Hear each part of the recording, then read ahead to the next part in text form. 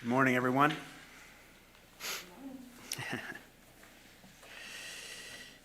Just a few announcements before we begin. I just want to thank Amanda Esko, who is going to be giving a homily today, and our fearless and courageous and often anonymous people in the balcony up there, Tristan Moore and Don Walton, who are bringing us live to the world. And then Nikki, Blackburn Fuller, and Lissa Lander, who are our cantors today. Of course, David Owens leading us as a music director. We still have a couple of auction items available. If you would like, you can reach out to Stephanie in the office if you want to find out, including a meditation retreat, which maybe is a good thing to think about right now. And we, most importantly, really, what I want to talk about is we have a town hall that will be taking place this Thursday at 7 p.m. Is it the same as this regular Sunday link? It's the same as the link that you're on right now.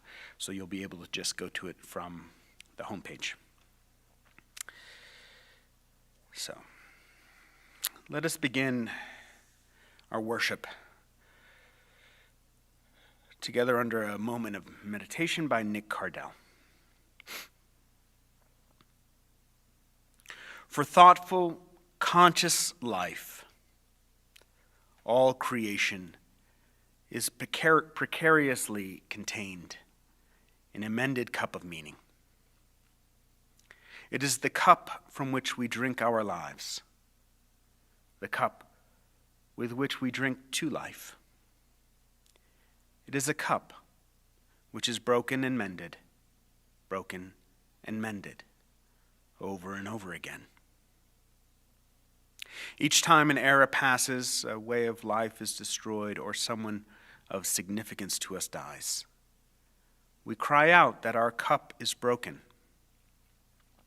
And so it is. Yet somehow, together, we do find a way to mend it all over again. Now we are faced with the task of mending once more.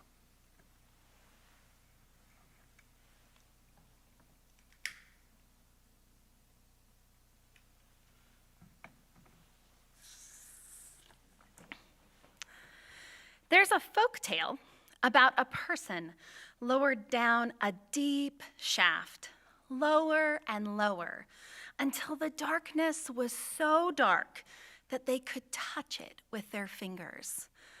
The damp so cold that it seeped into their bones and left them shivering. Finally, without any warning at all, they hit rock bottom. When they were pulled back up, the others asked, "So what did you find down there?" "It was cold," they answered. "What else?" "It was dark," they answered. "What else?" "There was dirt," they answered. "What else?" "What else do you want?" they answered. "I hit rock bottom, and it was cold and dark and full of dirt." "Well, we know it's full of dirt," the others retorted. "It's a mine." "But where are the diamonds?" Humans are relational. Our world is built upon our interdependence with one another. It's what makes society. We are born from the body of another person, live our lives surrounded by others, at home, at school, at jobs, in the community, the structures of our society. We cannot separate ourselves from other people. We are connected.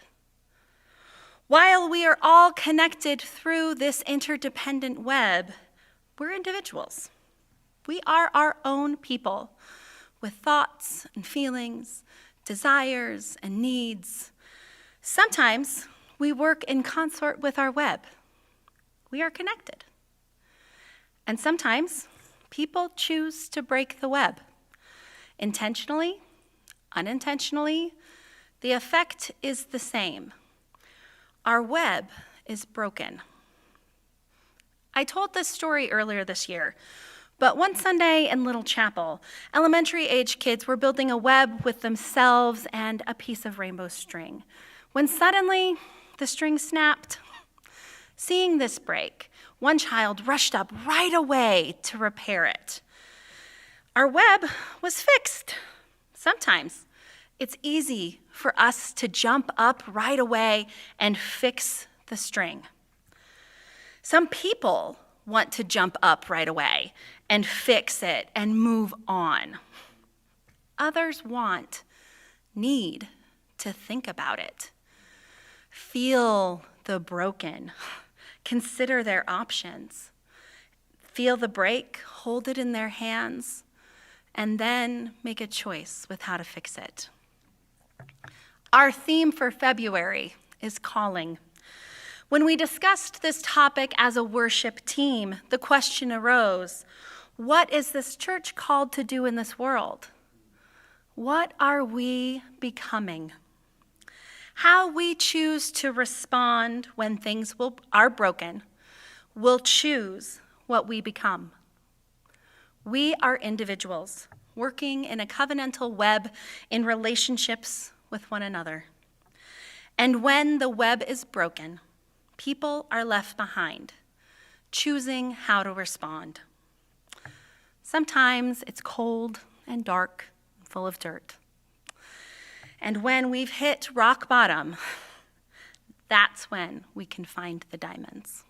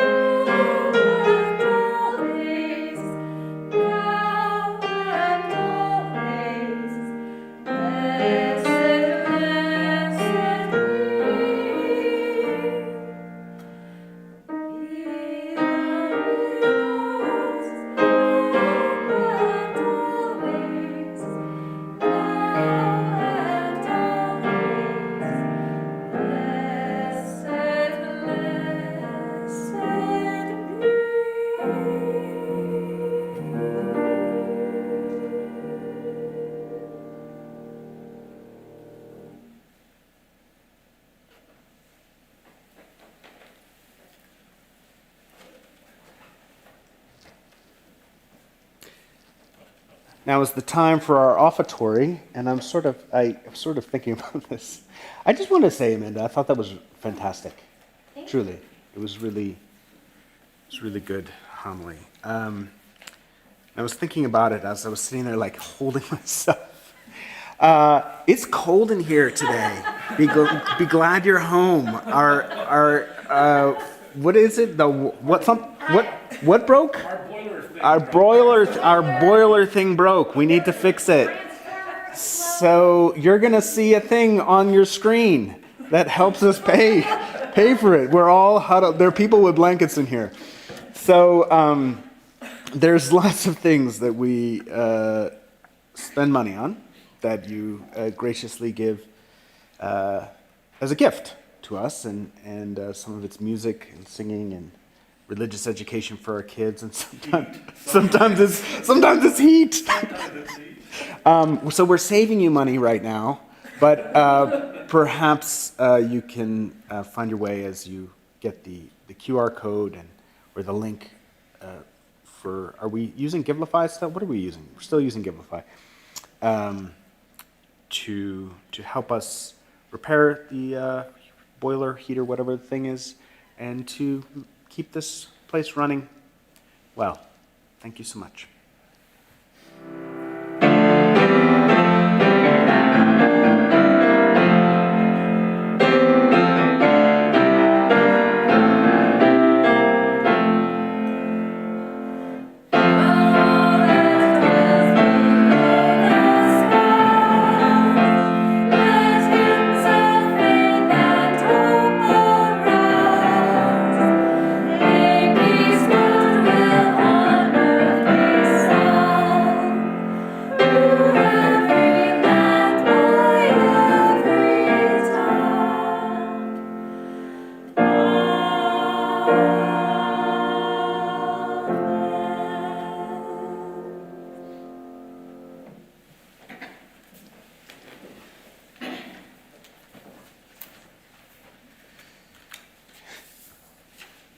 before I begin, I was just thinking about humans, right? Like, it's cold in here, and yet we still need to be like, I need a foot between each other, you know? Like, we should all be like, everybody should be in one row, like sitting next to each other. But social distancing is important. It's a funny thing. For those who watched the video that we released on Friday, this first part of the sermon is a bit of a recap. For those who didn't, what you're about to hear will likely come as a shock. Please know that I'm available to speak with anyone who needs time to process what I'm about to tell you. In mid-November, I fired Margaret Corsorek-Bean for what I assumed at the time was incompetence. For well over a year, the board and the finance committee had been requesting access to our QuickBooks files and our bank statements for reconciliation purposes because her monthly reports were always confusing and inaccurate. Month after month, she resisted their requests, offering one excuse after another. But it was soon apparent that she had to be let go because we needed better financial controls over our books. 2 days later, I hired Starlin Chaston to help clean up our accounts and implement the changes people had been asking for. The board, the finance committee, and the ministers had already begun implementing a new financial oversight structure by this time, and Starlin helped us accelerate the process. For those who don't know Starlin, she was the former chair of the finance committee and works professionally as a corporate auditor. In addition to cleaning up the general accounting, she also began retrieving some retirement funds that had been paid into Margaret's account instead of mine, and to look to see if it happened to others, and which led her to looking more closely around to the monies that Margaret had received overall. She soon found some manipulations in QuickBooks that caused her to investigate more thoroughly and discovered what appears to be a misappropriation of funds that totals almost $69,000. In short order, we met with the board, the finance committee, and the members of the congregation with a history of in law and corporate finance to discuss how this happened, what the implications are, and what to do next. We discussed a few scenarios, including trying to reach a private settlement to recover the money, but in the end, we decided it was important to press charges because we felt that it was our responsibility to protect anyone who might interact with Margaret in the future. We still plan on pursuing the money, and we filed a civil suit, but justice is also an issue, and we did not want to see her move on to another organization or individual with fewer resources and oversight measures than ours. By making it a criminal matter, however, this does mean that we give up some control over the outcome. Once this enters the justice system, the DA has a certain latitude in how to proceed. They may offer a plea deal. They may or may not require restitution, and a variety of other possibilities. We hired a law firm to help us navigate the case and to push for restitution. But as we weighed the possible outcomes, we kept returning to the issue of justice and our concern for people who have been financially victimized. And if keeping someone else safe meant that we had to give up some control over the outcome, well, we decided that was a fair trade. However, it does largely remove the process from our hands, which can feel quite empty and disempowering. We've formed a task force to guide the process with the lawyers and the DA, have asked the finance committee and new treasurer to oversee a full forensic audit, and we have outsourced our accounting to a local firm with a long history of working with churches. This firm will report directly to the board instead of the senior minister, so they can never be blocked from having a full fiscal review. Many of these changes were already in process, and really the very reason that we were able to discover the alleged misappropriated funds. And for my part, I sincerely want to thank Starlin Chaston for her calm, investigative work. I want to thank the board and the finance committee for their non-anxious collaboration and insight. I want to thank Rick Langer and Don Walton, who have helped guide the task force. And I want to thank Reverend Monica, who helped me create the environment that supported this work. Just about a month has passed since Starlin first alerted me to the problem. We moved with intention, but our approach has been measured and methodical. In terms of how we've handled the technical dimension of this violation, I feel as good as one can in a situation. But now we need to speak on how we will handle the emotional and spiritual dimensions of it. This case will likely move slowly, more slowly than our anger, hurt, sadness, frustration, resentment, perhaps even rage would like. Allegedly, we have been stolen from, violated, manipulated, and gaslighted. Sometimes we feel this in our body as heat, but I've always resonated with Dante's understanding of hell. The lowest level was reserved for those entombed in ice, unable to feel any warmth or affection, unable to touch or communicate. It is a separation from community, from other people. This often happens when people have been violated. We go numb, and we build walls around us to make sure that no one makes us a victim again. Often when churches experience a deep wounding, they react by implementing rules.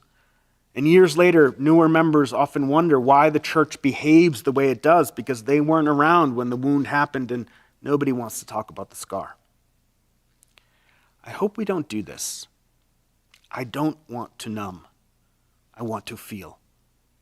I want to feel the sadness and the anger. I don't want us to stay there, but I want us to have the courage to face it so we don't end up entombing ourselves because of the actions of a con artist. There's been a poem resting on my lips since the day Starlin called me into her office to break the news. It's by Ellen Bass, and it goes like this. To love life, to love it even when you have no stomach for it, and everything you've held dear crumbles like burnt paper in your hands, your throat filled with the silt of it. When grief sits with you, its tropical heat thickening the air, heavy as water, more fit for gills than lungs. When grief weights you like your own flesh, only more of it, an obesity of grief. You think, how can a body withstand this? Then you hold life like a face between your palms, a plain face, no charming smile, no violet eyes. And you say, yes, I will take you. I will love you again. There is an odd comfort in this poem, and this comfort does not show up in any solution or instructions that she would have me follow to relieve my pain. The comfort shows up in the knowing that she understands what I am experiencing. And this is no mild disappointment. This is anguish she is writing about. When everything you hold dear crumbles like burnt paper, heavy as water, more fit for gills than lungs, an obesity of grief. This is anguish. It is fortunately not a place I live in often, but I've been there. And the comfort comes from knowing that I am not alone in that experience. That this is not something that I'm making up in my head, that I am somehow weaker than the rest. The comfort is in knowing that this is something we all share. I know that I could stand before this woman and cry, and she would say, yes, cry. It's painful. And there would be no judgment. A little earlier this week, I was struck by a very common phrase that we all use. People say it all day long as a greeting, a salutation to the person we have encountered. I went to buy a cup of coffee. And as I got to the counter, the barista said, "How are you?" And there I was faced with a dilemma. You see, the morning had not been going very well. I knew some of what we were dealing with, that we were going to file with the police on Friday, that only last week we launched our pledge drive, and I am nervous that this will adversely affect our ability to fund the community. And I knew that I was going to have to write this sermon and share this news with you. But there were so many other things I didn't know, like how to help you, how to comfort you. I was upset and resentful, which is a horrible way to start your day. I mean, if that's your frame of mind at 8 a.m, it becomes a very long day. This was an obesity of resentment. So here's this sweet barista, some student at the U, saying, "How are you?" I didn't know how to respond. I stared for a minute, and I said, "I'm okay." Which is not the answer to the salutation, right? In our culture, when someone you don't really know says, "How are you?" your answer is, "Ah, right, I'm fine, I'm good, how are you?" Right? Some other innocuous nicety regardless of whether it's true or not. It's just a salutation. Most people don't really want to know. They don't want to be burdened with an honest answer to this question, which is, I'm filled with fear and resentment, and I came to get a coffee so the caffeine would alter my mood and make me feel a little better about my life. Ugh. That's a non-starter. Where's she supposed to go with that? So I lied. I'm okay. And on many levels, I am okay. Right? I live in a great apartment. I love my career. I have great friends and a family that loves me. I have food in my refrigerator and my cupboard. I am okay. And we are okay. As a congregation, we have great leadership, a strong endowment, plenty of money in reserves, a committed and invested congregation. We are okay.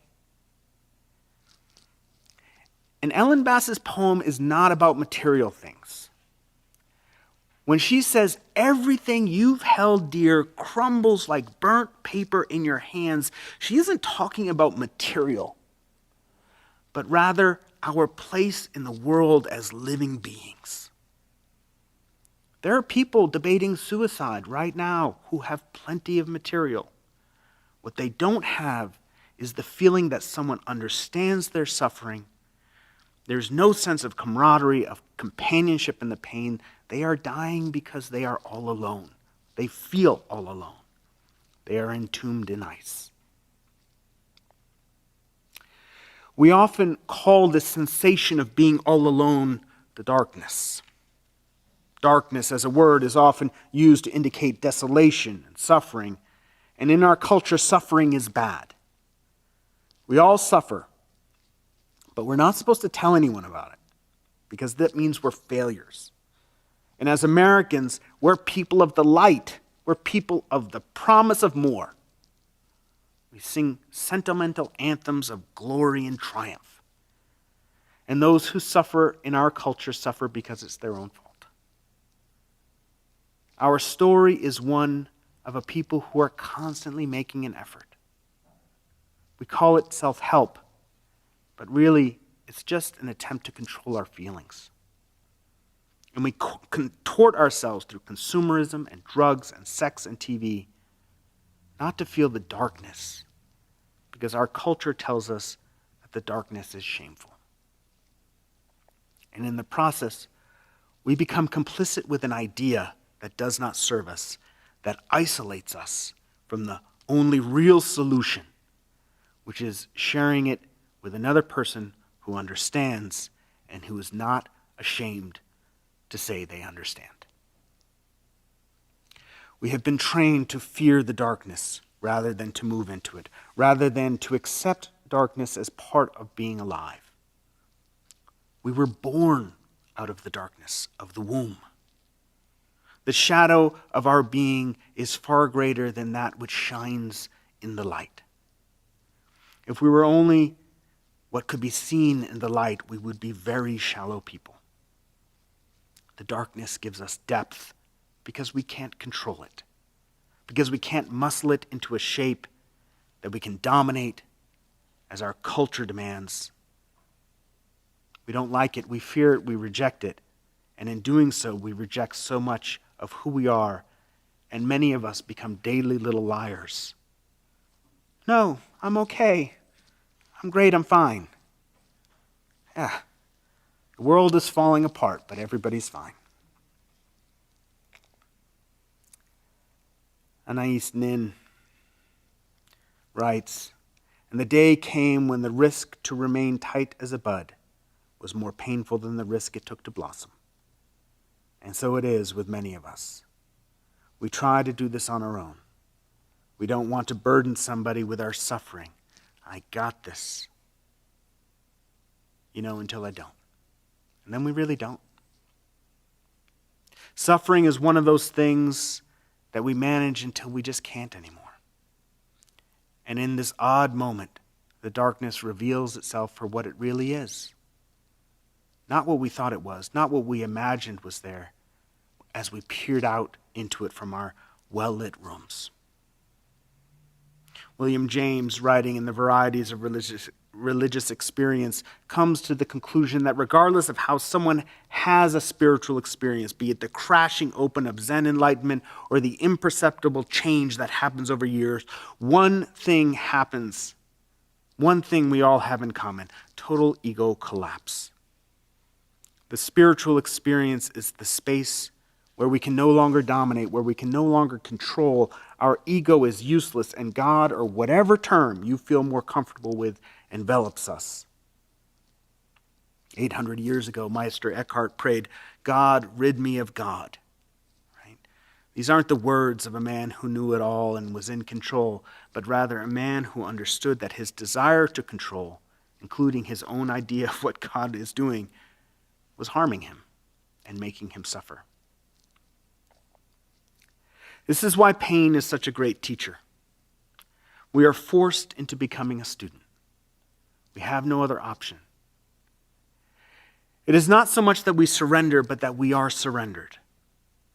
No effort can be made, and so we accept and we are opened to the spiritual experience. And here, suffering becomes a savior.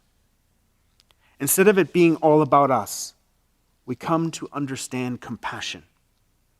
Instead of feeling like a victim, we come to understand the meaning of justice because we can identify. Because when someone cries out, we can respond, I know what it's like. And there may be nothing I can do for you except hold your hand and hold your face and see you. But each of us knows that often that's enough. The theme for the month of February is calling.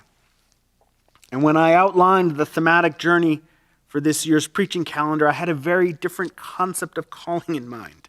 I wanted to help you engage with the idea of who you are called to be so that you might better understand what kind of minister you would like to hire next year. But this week, a different calling appeared.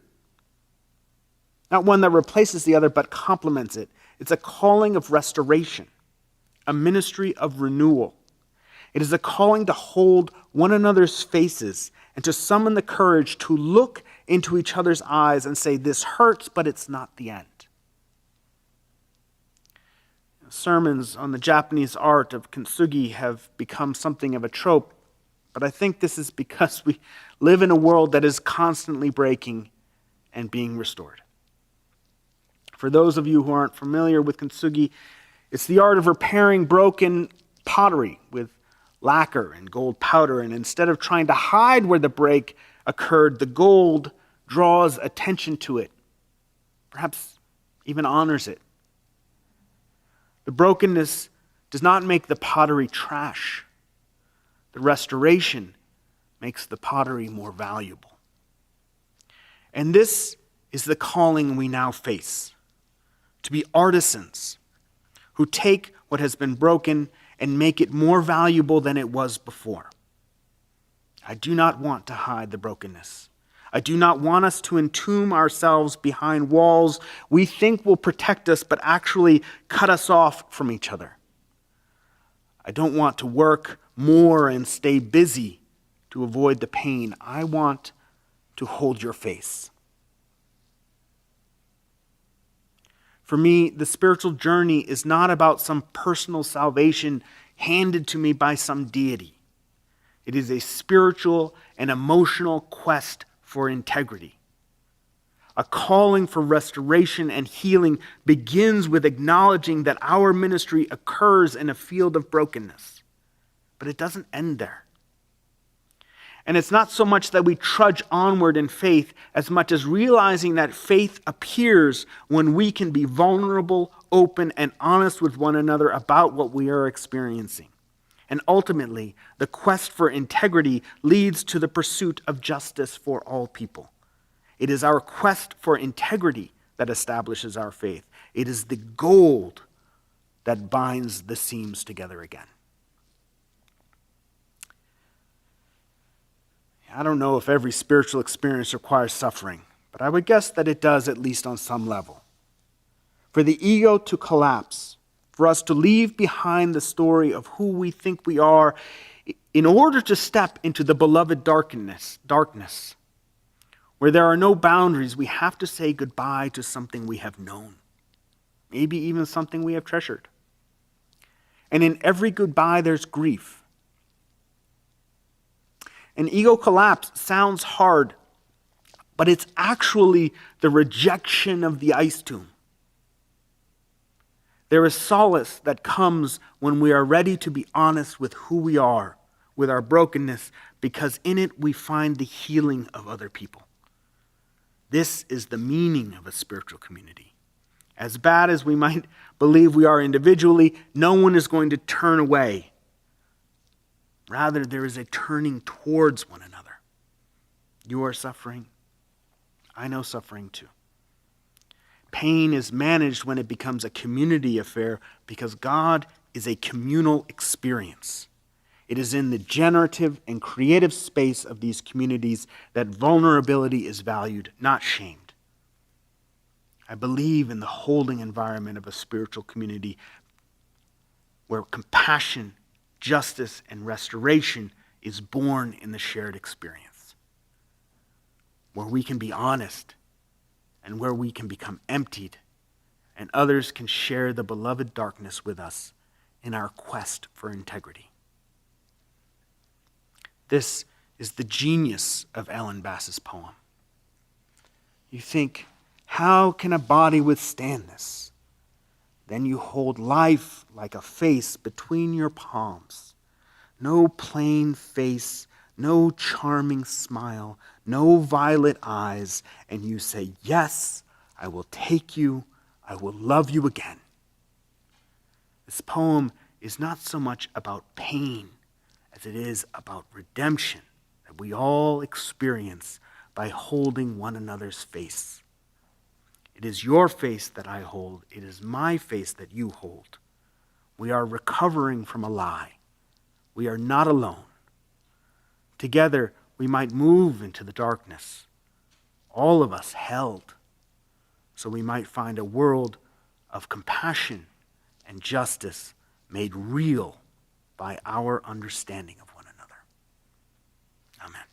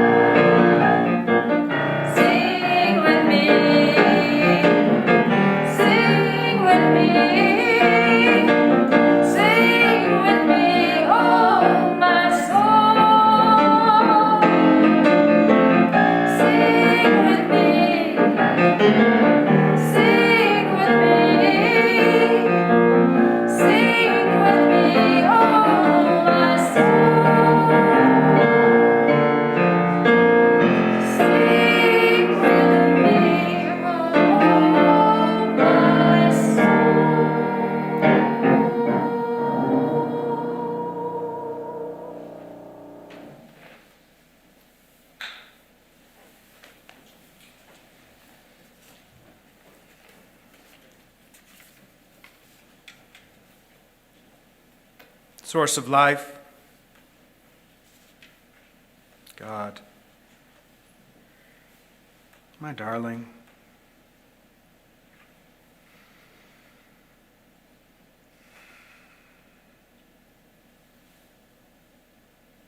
let us leave this worship knowing what it means to be a spiritual community.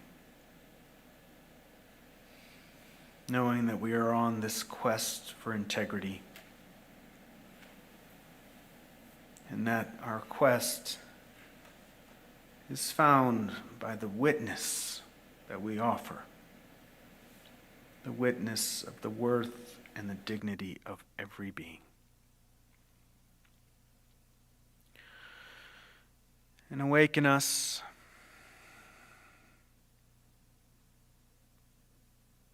to that great bond, the great collapse, the holy darkness, where all of our control and all of our boundaries and our walls fall away, and we become interwoven entirely in a thing that has no name, but we simply just call Source. And fill us with grace.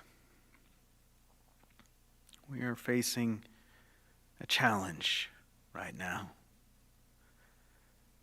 And the sirens of anger and resentment and fear are going to be alluring. May we find compassion and nurturance, tenderness, and care as we embark on this ministry of restoration. Go in peace. Amen.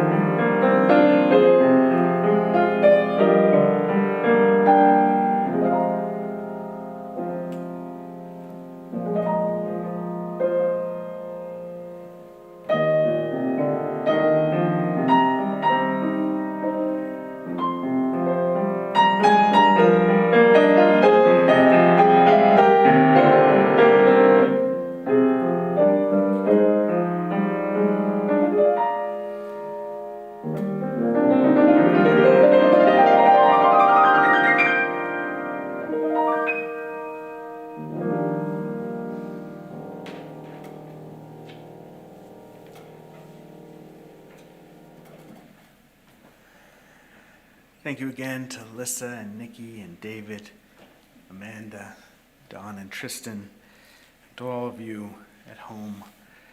Typically, I have no idea what time it is, but typically the coffee hour starts at 12, but I think we're going to start it right away. I just need to go out, and then I'll join you very soon in the coffee hour. Thank you for coming. Service is ended.